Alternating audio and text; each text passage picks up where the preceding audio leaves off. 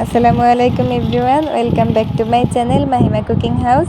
আজকে আমি আপনাদের তৈরি করে দেখাবো বারবিকিউ চিকেন। যেমন দেখতে সুন্দর, খেতেও অনেক মজার। আর এটা আপনারা নান দিয়ে, পরোটা দিয়েও খেতে পারেন, অসম্ভব মজা লাগে এটা খেতে। সো চলুন আপনাদের এখন এটা তৈরির প্রস্তুত প্রণালীটা আপনাদের দেখিয়ে আসি।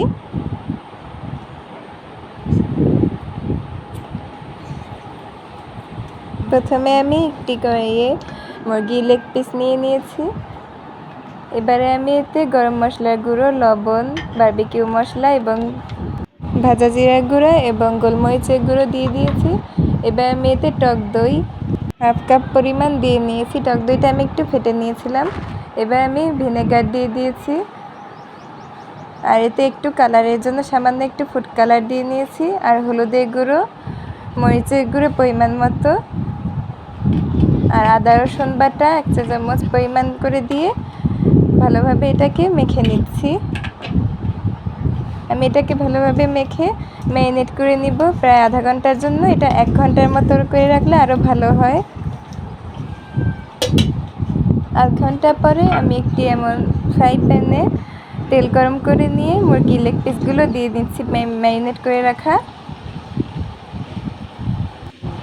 আমি এই লেগ পিসগুলোকে একটু কেচে নিয়েছি যেন মশলাটা ভেতরে ভালোভাবে ঢুকে যায়। আপনার হাতে খেয়াল করে দেখতে পারবেন। ভাজাটা এই পর্যায়ে হয়ে এলে আমি এখানে ফ্রিজ আপ করা টমেটো কেটে দিয়েছি। ফ্রিজ আপ করা রেসিপি আমি আসছে শীতে দেখিয়ে দেবো আপনাদের কীভাবে করে ফ্রিজ আপ করতে হয়। এর উপরে আমি একটু সরিষা তেল দিয়ে দিয়েছি। এই তো আমার এটা হয়ে এসেছে। এবার আমি এটা তুলে নিচ্ছি।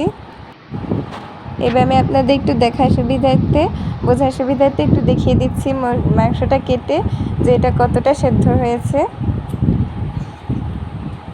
সো এমন সুন্দর রেসিপি পেতে আমার চ্যানেলটি সাবস্ক্রাইব করে রাখবেন, ভালো লাগলে লাইক করে দিবেন। আর আপনাদের সুন্দর সুন্দর কমেন্ট আমাদের কমেন্ট বক্সে জানিয়ে দেবেন। আপনারা যদি এই টমেটোটা ফ্রিজ আপ করতে হয় কীভাবে জানতে চান তাহলে সাবস্ক্রাইব করে রাখবেন আর কমেন্ট করবেন। সবাই ভালো থাকবেন, ধন্যবাদ।